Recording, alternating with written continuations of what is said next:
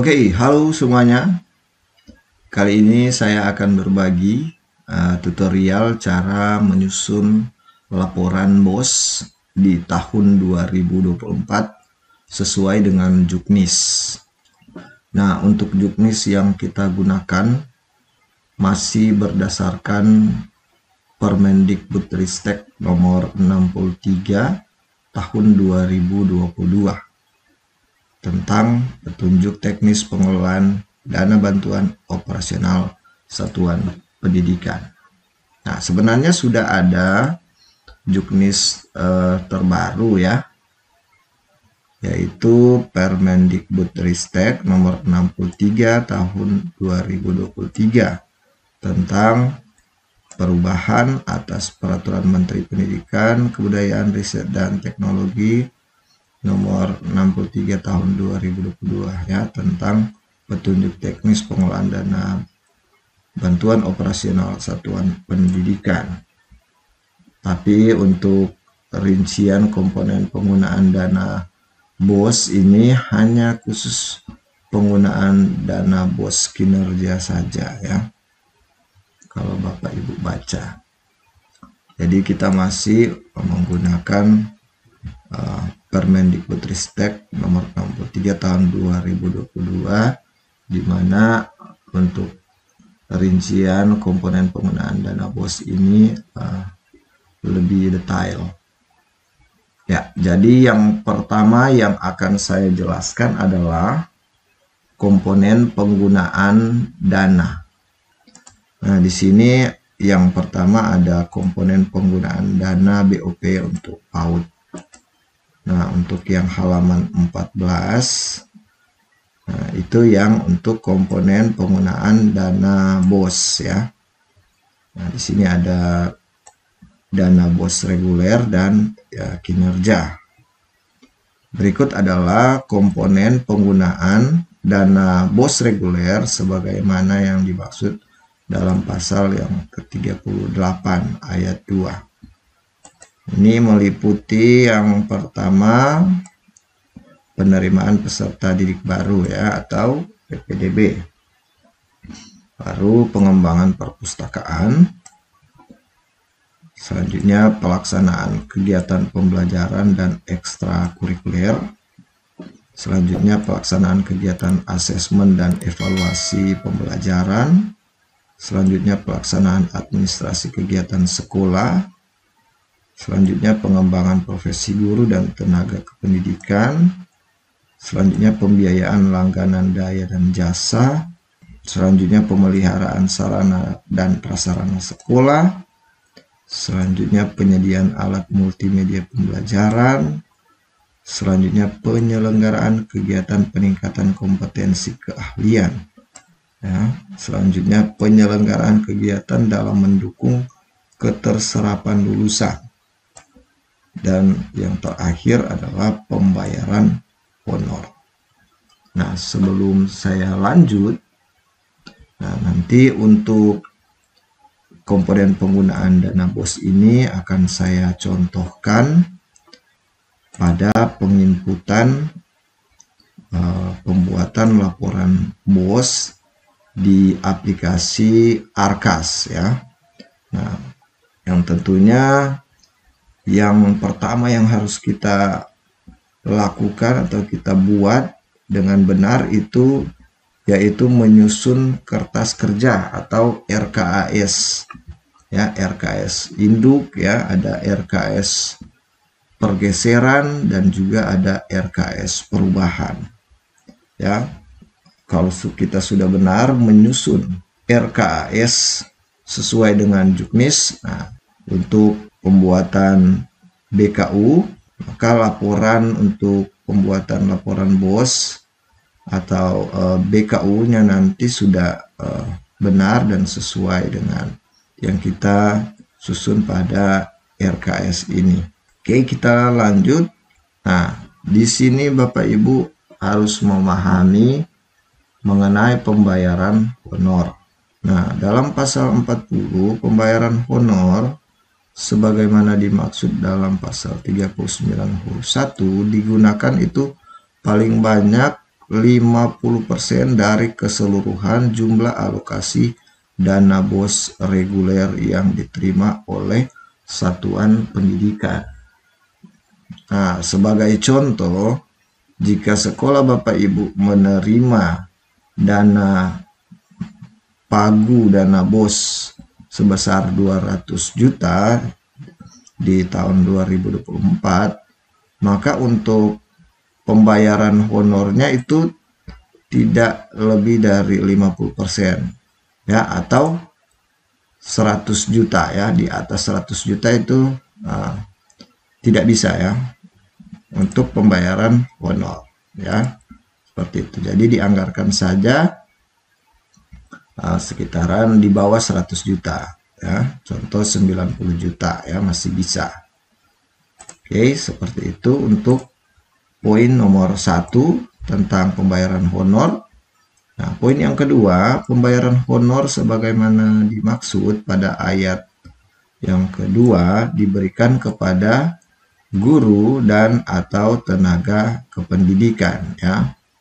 Yang dimaksud dengan guru ini ya, guru yang dapat diberikan honor sebagaimana dimaksud pada ayat yang ketiga harus memenuhi persyaratan. Nah, ini ya. Pertama, bukan berstatus ASN ya, atau aparatur sipil negara. Oke. Yang kedua, tercatat pada aplikasi Dapodik ya. Jadi yang mendapatkan honor itu harus diinputkan datanya di Dapodik. Selanjutnya yang ketiga, penerima honor itu harus memiliki nomor unik pendidik dan tenaga kependidikan atau NUPTK.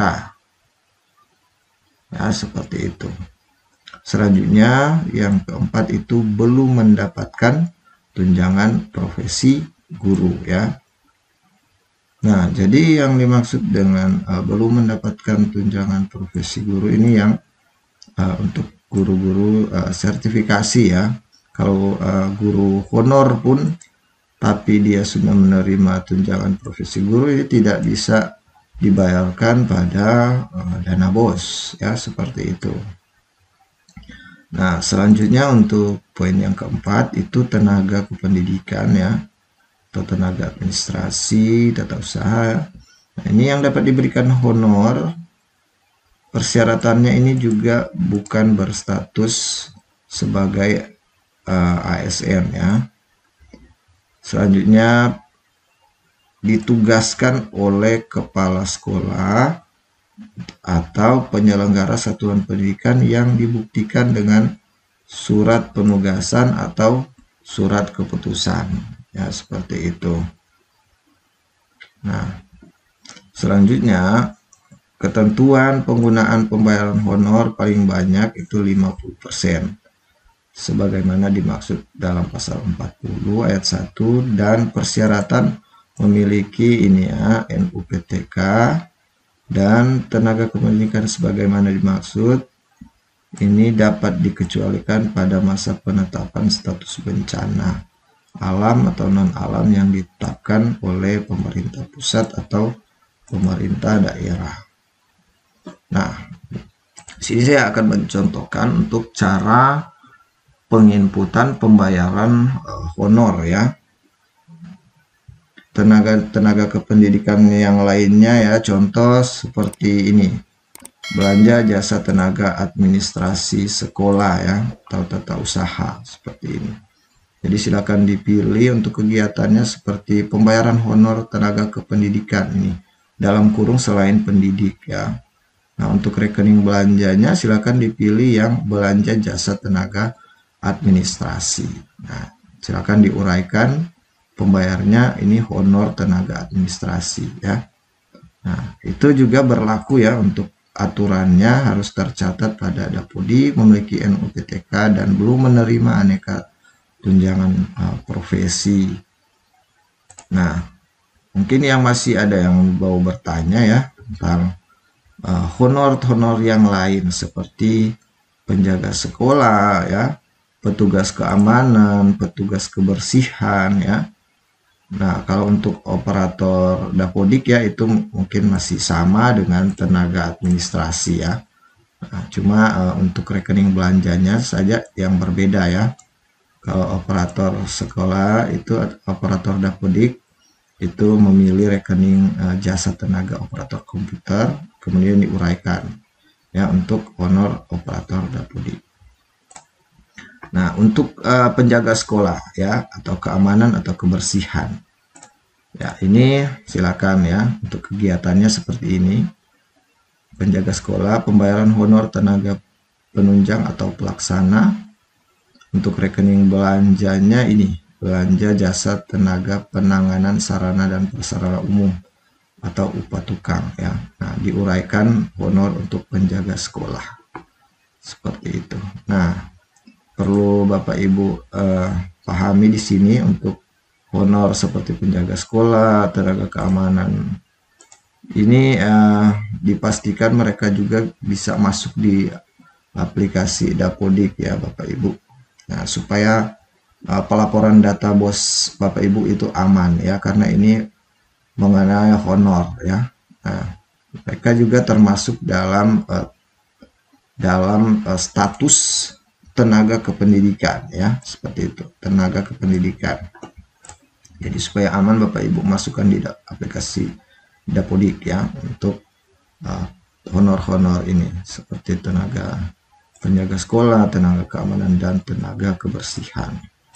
Nah, untuk pegawai-pegawai tenaga kependidikan ini untuk mendapatkan NUPTK juga memiliki persyaratan ya Bapak Ibu.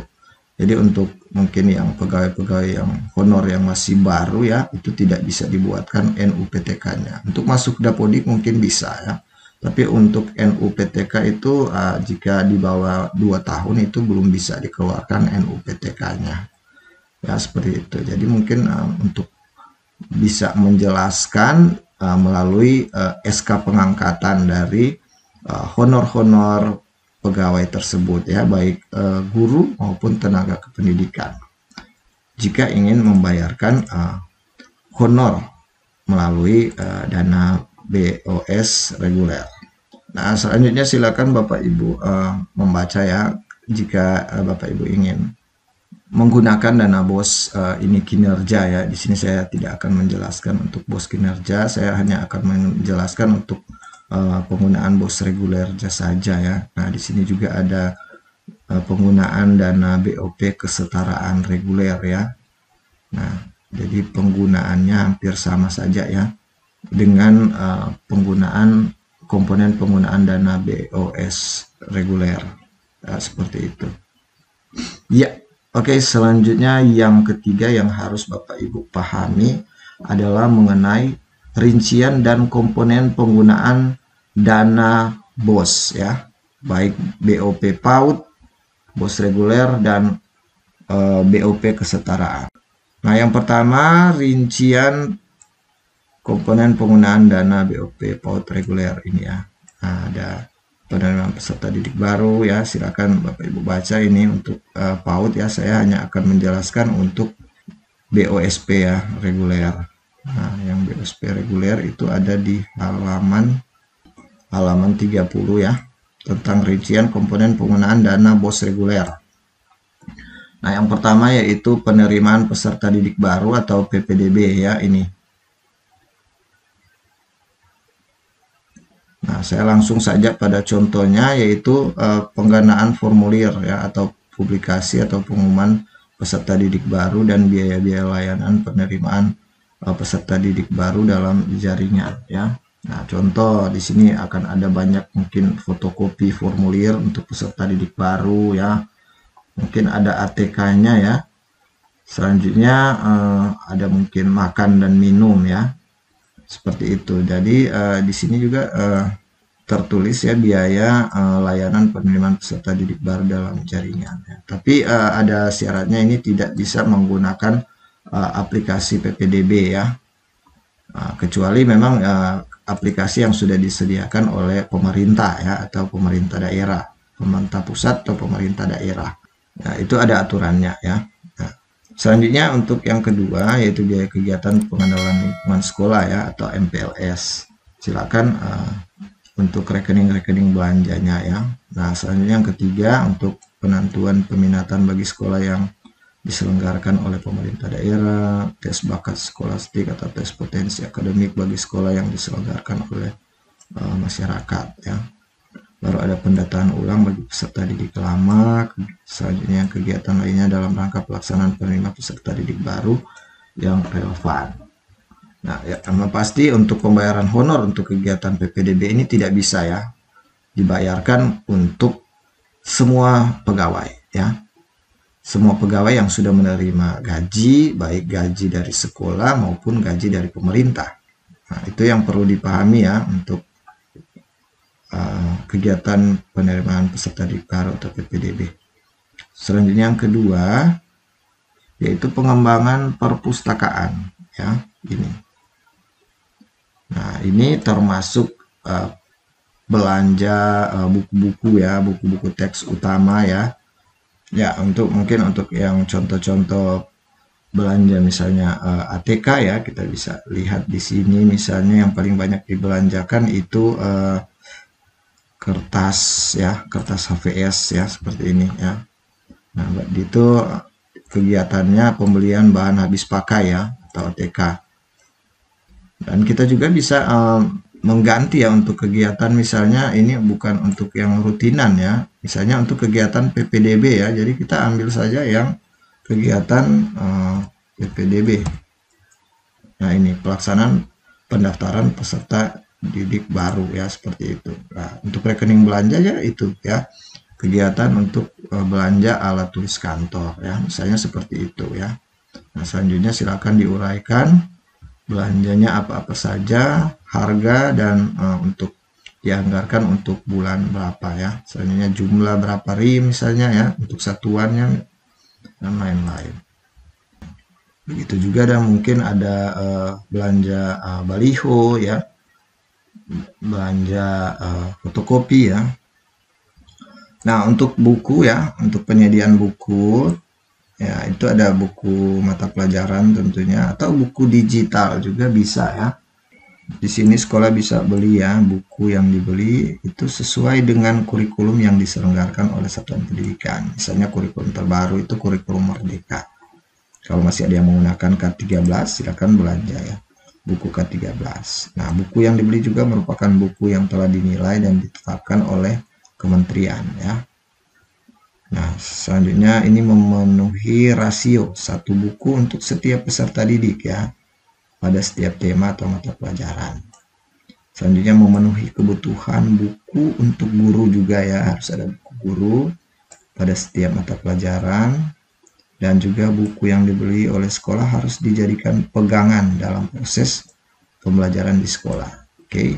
Nah, selanjutnya Bapak Ibu bisa baca ya, buku-buku yang non-teks juga ya, bisa buku-buku untuk koleksi perpustakaan, buku-buku bacaan ya, silakan Bapak Ibu beli ya.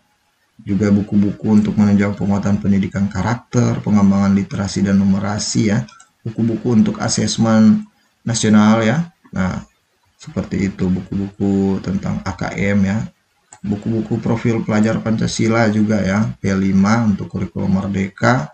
Dan juga tentunya ini ya, poin yang penting yaitu penyediaan atau pencetakan modul dan perangkat ajar ya. Nah, ini jadi masuk ya, ini pencetakan modul dan perangkat ajar, karena itu lumayan ya, lumayan untuk pembiayaannya ya, untuk modul dan perangkat ajar guru. Selanjutnya pembiayaan dalam pengembangan minat baca peserta didik ya, pembiayaan lain yang relevan ya. Untuk pengembangan perpustakaan, untuk modal juga, misalnya mebeler ya, untuk perpustakaan, lemari ya, silakan ditambahkan, atau meja baca dan lain-lain ya. Mungkin ada laptop ya, untuk perpustakaan digital ya, silakan diadakan ya Bapak Ibu. Nah, jadi untuk buku ya seperti ini ya cara penginputannya.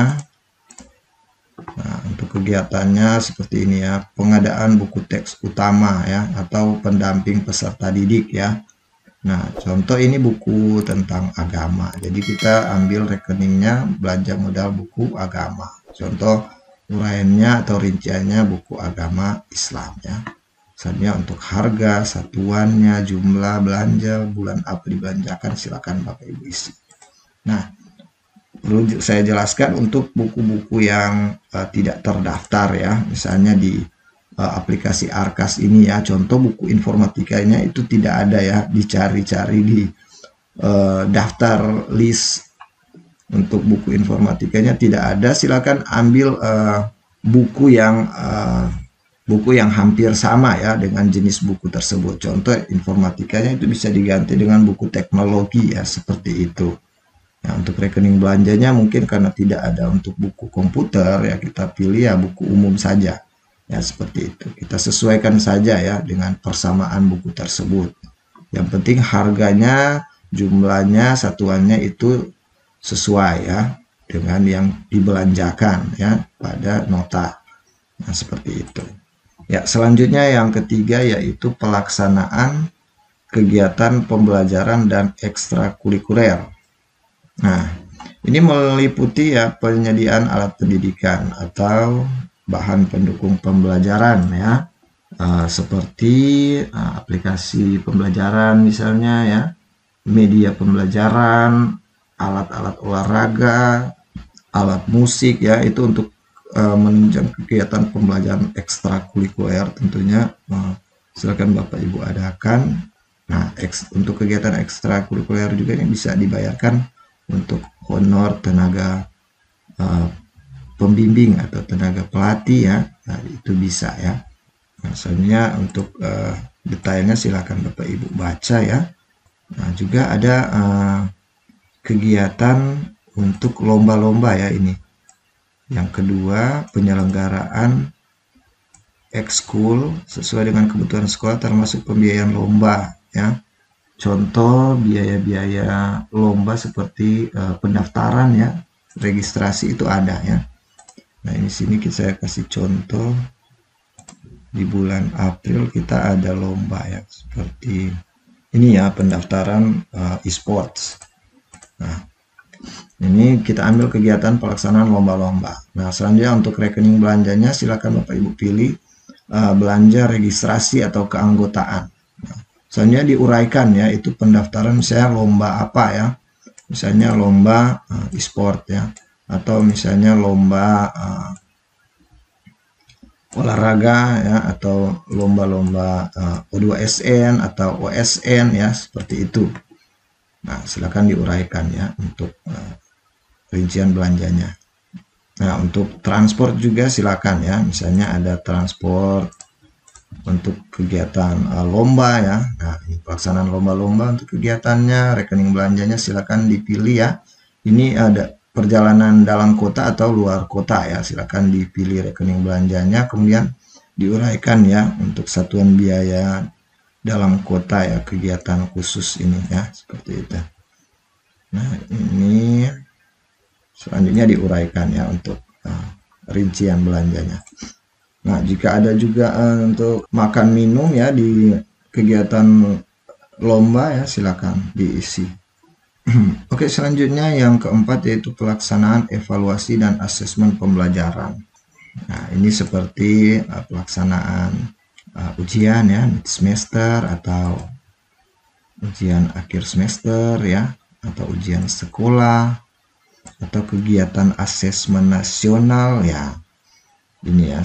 Nah, ini pasti akan ada belanja seperti fotokopi soal ya, atau ada ATK-nya ya, seperti itu. Silakan ya diinputkan contoh fotokopi. Nah, ini contoh untuk fotokopi pada pelaksanaan asesmen ya, ini asesmen ini diambil saja yang asesmen pelaksanaan penilaian ya, yang akhir sekolah ini sudah semua. Kalau mau mid juga bisa dipilih yang ini ya. Nah, untuk rekening belanjanya silakan ya, ini untuk fotokopi berarti bahan cetak dan pengandaan. Nah, itu selanjutnya uraiannya silakan dipilih ya, fotokopinya di kertas folio atau kuarto. Nah, untuk harga satuannya itu pasti ada batasannya ya tiap daerah. Kalau di daerah kami itu di Manado itu batasannya paling tinggi Rp400 per lembar. Tapi di sini kami hanya mendapatkan harga 350 ya. Selanjutnya di rincian belanja silakan diinputkan ya berapa lembar ya. Diinputkan secara detail. Misalnya 2520 lembar ya, silakan. Misalnya di bulan Maret, April misalnya di bulan Maret itu mid semester, di bulan April itu misalnya ujian sekolah, di bulan Juni misalnya ujian kenaikan kelas, bulan Oktober itu ada misalnya mid juga, dan Desember ujian akhir semester ya, seperti itu. Silakan disatukan saja ya, dibuat bulannya saja walaupun dalam satu kegiatan ya. Ini untuk penilaian dan asesmen ya, seperti itu. Untuk fotokopi dalam kegiatan asesmen. Selanjutnya untuk yang kelima yaitu pelaksanaan administrasi kegiatan di satuan pendidikan. Ya, ini digunakan untuk pembiayaan pemenuhan kebutuhan administrasi satuan pendidikan dan penguatan tata kelola satuan pendidikan. Nah, ini yang pertama itu pengelolaan dan operasional rutinan sekolah, baik dalam jangka pembelajaran tatap muka atau pembelajaran jarak jauh. Selanjutnya penyusunan perencanaan pelaksanaan pengawasan, pelaksanaan evaluasi, penyusunan tata tertib satuan pendidikan dalam rangka penguatan tata kelola satuan pendidikan. Selanjutnya pembiayaan lainnya yang relevan dalam rangka pemenuhan administrasi kegiatan sekolah. Ini untuk administrasi ya. Nah, contoh ATK administrasi ya, mungkin ada buku-buku administrasi untuk belanjanya maupun peralatan perlengkapan administrasi ya. Contoh misalnya ada diperlukan komputer atau printer ya, mesin laminating ya, dan perlengkapan lainnya ya untuk memenuhi kebutuhan pelaksanaan administrasi ya. Nah, selanjutnya yang ke-6 ya, yang ke-6 yaitu pengembangan profesi pendidik dan tenaga kependidikan. Ini merupakan komponen yang digunakan untuk pembiayaan dalam meningkatkan kualitas pendidik dan tenaga kependidikan sesuai dengan konteks tematik program kementerian baik secara mandiri maupun dengan berpartisipasi pada komunitas belajar ya. Nah, ini yang pertama ini pengembangan kompetensi guru ya atau tenaga kependidikan ya, pengembangan inovasi terkait konten pembelajaran, media dan metode ya, peningkatan kompetensi terkait pengadaan barang dan jasa ya, partisipasi dalam komunitas belajar, dan pembiayaan lain yang relevan dalam rangka menunjang pengembangan profesi guru dan tenaga pendidikan. Nah, ini contoh untuk pembiayaan ya, pembiayaan kegiatan ini ya. Contoh biaya registrasi juga bisa ya masuk, biaya transport juga masuk ya untuk pengembangan profesi pendidik dan tenaga kependidikan. Misalnya ada kegiatan yang cukup jauh ya, maka akan diadakan transport ya. Begitu juga dengan untuk makan minum ya. Jadi mungkin karena tidak ada disediakan makan dan minum pada kegiatan tersebut, harus menyediakan sendiri, jadi bisa diadakan ya, seperti itu. Yang penting untuk pelaporannya itu harus sesuai ya, dibuktikan dengan undangan kegiatan ya, dan juga harus ada surat tugasnya dan juga dokumentasi kegiatan dan bukti-bukti ya, misalnya bukti transportasi, bukti belanja makan minum ya, harus lengkap ya, seperti itu. Dan biaya registrasi misalnya ya, harus lengkap untuk pelaporannya. Selanjutnya yang ke-7 ya, ini ada pembiayaan langganan daya dan jasa. Ini merupakan komponen yang digunakan untuk pembiayaan dan penyediaan daya dan jasa yang mendukung operasional rutin di sekolah ya. Nah, contoh ini yang rutinan yaitu pembayaran listrik ya, itu sudah pasti. Nah, ini contoh pembayaran listrik.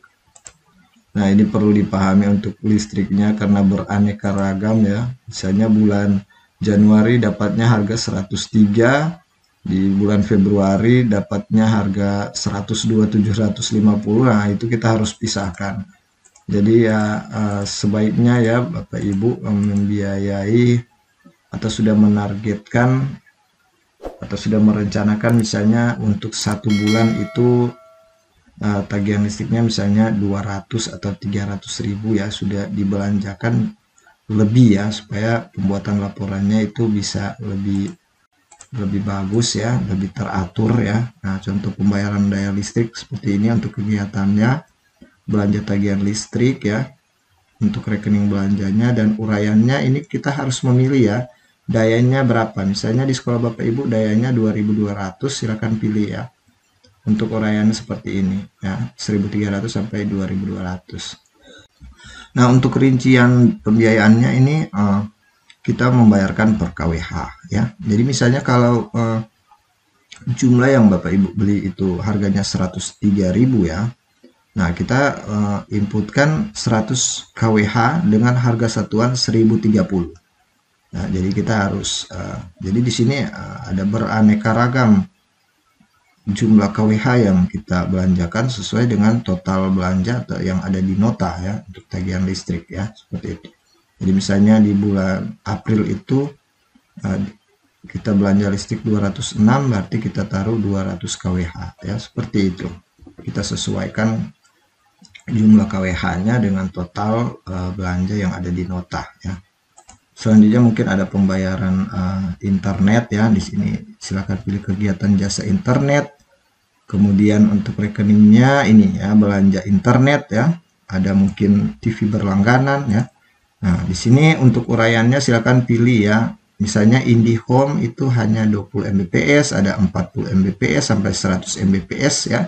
Di sini nanti akan ada harga batasannya ya. Jadi ada harga batasannya, tidak bisa melebihi harga yang sudah diatur ya oleh tim markas dinas. Seperti itu. Ya, jadi silakan ya Bapak Ibu mengisi untuk pembiayaan daya dan jasa ya. Ada mungkin pembayaran air ya, pembayaran telepon ya, dan pembiayaan langganan daya dan jasa yang relevan. Nah, selanjutnya yang ke-8 ya, ini ada pemeliharaan sarana dan prasarana di sekolah. Nah, ini meliputi yang pertama itu perbaikan kerusakan ringan ya. Ya, jadi kalau untuk kerusakan yang sedang, kerusakan berat ini tidak masuk ya pada penggunaan dana BOS reguler. Yang untuk perbaikan kerusakannya seperti ini ya, ada mungkin penutup atap, plafon ya, kelistrikan, pintu jendela, pengecatan ya. Tapi untuk pembangunan misalnya ruangan baru ya, gedung, apalagi gedung baru itu tidak bisa ya. Untuk yang berat-berat tidak bisa, perbaikan yang berat-berat. Nah, untuk pemeliharaan sarana prasarana sih termasuk untuk belanja jasa tukang ya, misalnya untuk BAS ya, pembayaran BAS. Ini juga untuk pelaporannya harus lengkap ya, harus ada surat kontrak kerjanya dengan si tukang ini ya.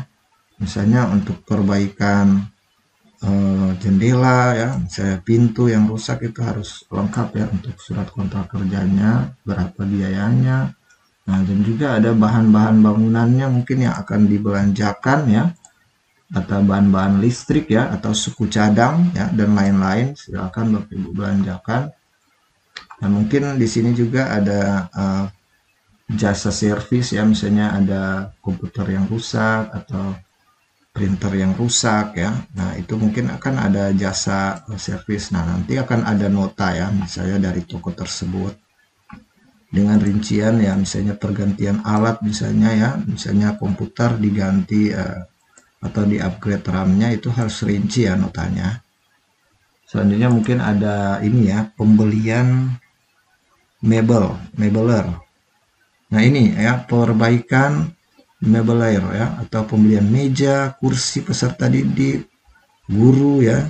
Nah, silakan dianggarkan ya. Misalnya lemari juga bisa masuk ya, lemari. Juga misalnya kalau ada yang rusak, meja rusak ya, silakan ya untuk biaya perbaikannya. Ini ya, perbaikan toilet, tempat cuci tangan, saluran air ya, penyediaan sumber air bersih, misalnya rusak mesin air ya, pompa, dan mungkin ada instalasi baru ya untuk listrik, air. penyediaan sarana kesehatan ya, ini sabun pembersih tangan ya, pembersih kuman, pembasmi kuman, masker ya, atau penunjang kebersihan lainnya. Ini pemeliharaan, perbaikan komputer, printer, laptop, proyek ya, pendingin ruangan, AC ya, bisa. Dan juga pemeliharaan, perbaikan peralatan praktek ya, seperti itu. Dan juga ada pemeliharaan taman, fasilitas sekolah lainnya ya. Misalnya ada kolam ya, mau dibersihkan, atau pangkas rumput ya. Nah, contoh ini di sekolah kami itu sekolah yang masih banyak rumputnya ya. Jadi hampir setiap bulan itu akan ada jasa tukang pangkas rumput ya, seperti itu. Nah, jadi silakan pilih kegiatan pemeliharaan prasarana lahan, bangunan, dan ruang. Nah, selanjutnya untuk rekening belanjanya ini ya, jasa tenaga, penanganan prasarana dan sarana umum atau upah tukang ya. Begitu juga untuk jika ada yang misalnya untuk jasa tukang perbaikan ruangan ya, kerusakan-kerusakan ringan bangunan sekolah ya. Nah, ini contoh karena di sekolah kami ada kolamnya ya, jadi kita sewa lagi jasa pembersih kolam ya, belanja jasa tukang bersih kolam. Atau mungkin ada jamban yang full ya, kalau mau sewa untuk penyedotan ya, silakan. Selanjutnya yang ke-9 yaitu penyediaan alat multimedia pembelajaran ya. Ini merupakan komponen yang digunakan untuk pembiayaan dalam penyediaan perangkat keras atau perangkat lunak untuk menunjang pembelajaran berbasis teknologi informasi dan komunikasi. Ya, ini seperti komputer ya, laptop atau printer ya. Baru mungkin ada LCD proyektor. Nah, dan yang kelima itu alat multimedia pembelajaran ya. Misalnya ada aplikasi pembelajaran ya, animasi pembelajaran yang disediakan ya oleh penyedia ya, seperti itu. Nah, ini masuk di pembiayaan modal.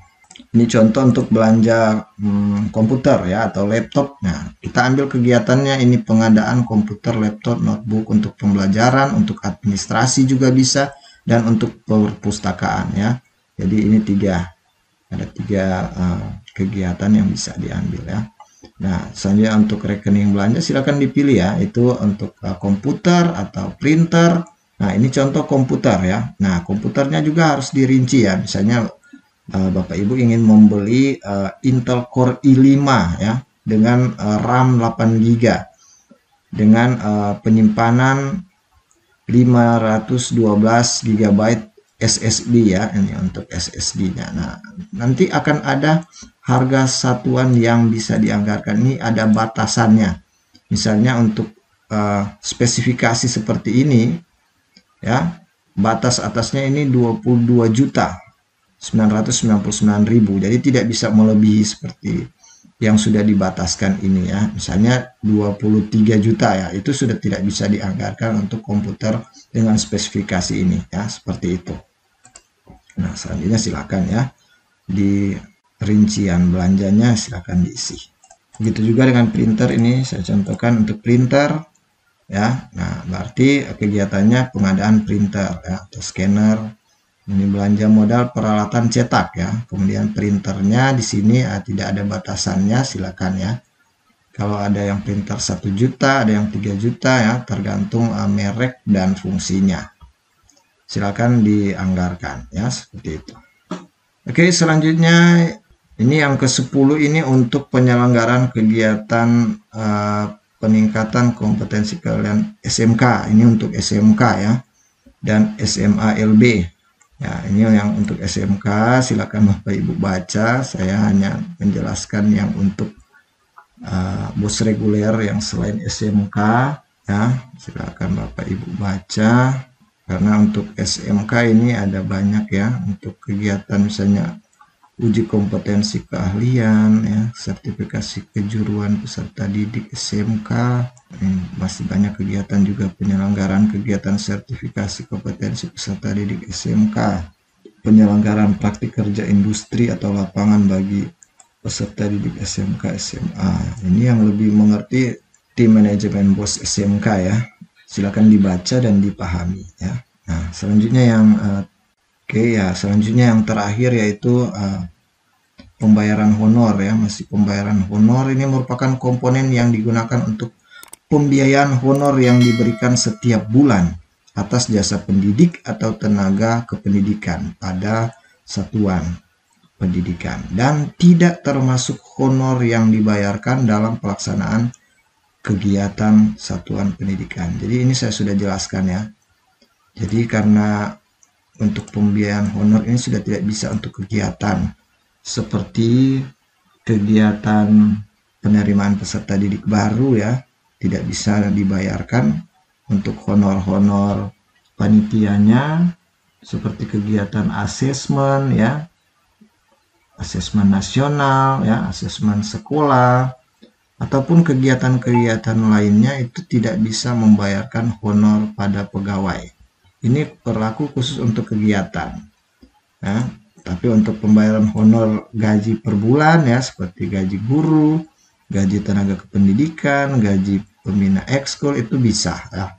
Tapi untuk kegiatan-kegiatan yang sudah saya sebutkan tadi itu sudah tidak bisa. Kecuali untuk kegiatan-kegiatannya kita ganti pembayaran, nah, kita ganti untuk belanja ATK ya, bisa untuk belanja makan minum bisa ya, seperti itu. Untuk pembayaran narasumber juga itu sudah tidak bisa ya, tidak bisa dibayarkan sebagai honor kegiatan ya, kecuali dia bukan PNS ya. Oke, selanjutnya untuk rincian komponen penggunaan dana BOP kesetaraan reguler, silakan Bapak Ibu baca ya di sini. Ya, yang pasti untuk penggunaan dana BOS itu hampir sama ya dengan BOS reguler. Begitu juga dengan untuk dana BOP PAUD ya, BOS KIN ya, BOS kinerja. Nah, ini agak lain ya untuk BOS kinerja, karena untuk BOS kinerja ini tidak bisa untuk belanja yang rutinan seperti pembayaran honor ya, hanya belanja rutinan ya, seperti itu daya dan jasa rutinan tidak bisa. Ini untuk penggunaan dana BOS kinerja ini hanya untuk kegiatan-kegiatan yang meningkatkan prestasi sekolah ya, seperti itu. Nah, silakan dibaca ya untuk rincian komponen penggunaan dana BOS kinerja sekolah ya, baik sekolah penggerak ya, sekolah yang mendapatkan BOS KIN atas peningkatan asesmen nasional ya, dan BOS KIN prestasi sekolah ya, seperti itu. Nah, selanjutnya perlu Bapak Ibu pahami untuk teknis pengelolaan dana BOS itu ya, mulai dari tahapan perencanaan dan penganggaran ya, silakan diatur baik-baik untuk pembuatan RKS ya, menyusun kertas kerja ya sesuai dengan juknis yang ada ya. Selanjutnya pelaksanaan ya, pembuatan BKU ya harus lengkap, nota-notanya ya, dokumentasinya ya. Ini ya, jadi setiap penggunaan dana BOSP satuan pendidikan dicatat secara lengkap, disertai dengan bukti-bukti pendukung termasuk dokumentasi pelaksanaan pengadaan barang jasa ya, sesuai dengan ketentuan peraturan perundang-undangan ya. Contoh misalnya Bapak Ibu belanja buku itu harus ada foto buku, notanya harus lengkap ya, dan juga harus belanja di Sipla juga ya untuk barang-barang di atas 1 juta ya. Kemudian setiap penggunaan dana yang dilakukan oleh satuan pendidikan diinput ke dalam sistem aplikasi rencana kegiatan anggaran satuan pendidikan atau ARKAS ya. Penginputan penggunaan dana dalam sistem aplikasi dapat dilakukan setiap waktu ya. Nah, selanjutnya untuk tahapan pelaporan dan pertanggungjawaban dana BOS.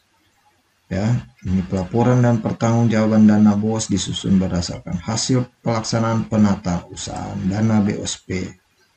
Ini pelaporan dan pertanggungjawaban termasuk pemeriksaan dan verifikasi atas penyelesaian pengadaan barang jasa dan penggunaan dana tahun berkenaan. Ini bentuk dokumen laporan dan pertanggungjawaban tercantum dalam sistem aplikasi ARKAS ya. Selanjutnya laporan dan pertanggungjawaban dana sebagaimana dimaksud pada angka 1 diverifikasi, divalidasi, disampaikan oleh satuan pendidikan melalui sistem aplikasi Arkas ya. Kemudian satuan pendidikan bersedia diaudit ya sesuai dengan ketentuan peraturan perundang-undangan terhadap laporan dan pertanggungjawaban dana satuan pendidikan ya. Siap-siap diaudit oleh BPK ya, inspektorat ya, seperti itu. Ataupun dinas ya daerah masing-masing. Ya, oke ya. Jadi untuk tambahan ya, ini di tahun 2024 Kemendikbudristek ini sudah mengupayakan ya penyaluran dana BOSP yang mengedepankan keberpihakan pada satuan pendidikan. Jadi itu terdapat dua alasan penting penyaluran dana BOSP itu bisa lebih cepat dan berpihak pada satuan pendidikan. Nah, itu yang pertama, operasional rutin satuan pendidikan dapat segera dilakukan sehingga dapat mendorong pembelajaran yang berkualitas untuk murid, terutama untuk sekolah-sekolah negeri ya. Nah, selanjutnya yang kedua, mengurangi potensi kesulitan dana yang membebani kepala sekolah atau pihak sekolah. Nah, selanjutnya untuk penyaluran dana BOS ya, tentunya yang Januari yang sudah dilewati ya, ini sudah dirasakan oleh sekolah-sekolah yang sudah menerima dana BOSP di bulan Januari ya, penyaluran tercepat ya selama sejarah. Nah, untuk periode tahap 2 ini silakan ya Bapak Ibu melaporkan segera. Laporan BOS itu paling cepat ya. Ini akan disalurkan pada bulan Juli di tahap 2. Tentunya ada persyaratannya. Nah, ini ya. Tentunya persyaratannya itu berbeda dengan di tahun 2023 ya. Ini di tahun 2024 ini laporan tahun anggaran sebelumnya. Misalnya tahun 2023 kita sudah fix ya untuk melaporkan dana BOS. Selanjutnya untuk laporan ini keseluruhan, laporan BOSP tahun 2023 baik reguler maupun kinerja. Selanjutnya laporan sisa dana, selanjutnya laporan penyelesaian BPJ, dan juga tentunya ini laporan realisasi minimal 50% dari penyaluran tahap 1. Nah, jadi Bapak Ibu harus melaporkan ya minimal 50% dari penyaluran tahap 1. Jadi kalau misalnya Bapak Ibu memiliki pagu anggaran saya 200 juta ya. Nah, setengahnya itu di tahap 1 pasti 100 juta. Jadi kita harus sudah anggarkan 50 juta ya untuk persyaratan untuk menerima dana BOSP di tahap yang kedua ya di bulan Juli. Jadi harus sesuai dengan persyaratan ini. Nah, selanjutnya ini ya. Terakhir untuk perbedaan perhitungan sisa dana BOSP tahun 2023 dan 2024 ya. Kita ambil saja ini ya untuk periode tahap 1 tahun 2024 ini penyaluran belum memperhitungkan sisa dana tahun anggaran 2023 ya. Nah, itu untuk periode tahap 1. Untuk periode tahap 2 penyaluran memperhitungkan sisa dana tahun anggaran 2023. Nah, jadi sebaiknya dihabiskan ya untuk sisa dana tahun 2023. Selanjutnya untuk konfirmasi sisa dana ini dilakukan 1 kali. Selanjutnya rekonsiliasi sisa dana oleh aparat pengawas intern pemerintah daerah pada level SKPD. Ya. Oke ya, demikian ya untuk tutorial dari saya tentang bagaimana cara menyusun laporan BOSP di tahun 2024 sesuai dengan juknis yang ada ya. Semoga informasi ini bisa bermanfaat untuk Bapak Ibu, terutama kepala sekolah dan tim manajemen BOS di seluruh tanah air Indonesia. Jika ada yang ingin bertanya bisa langsung pada kolom komentar. Dan jangan lupa ya untuk like video ini dan share untuk rekan-rekan yang membutuhkan video tutorial ini. Terima kasih.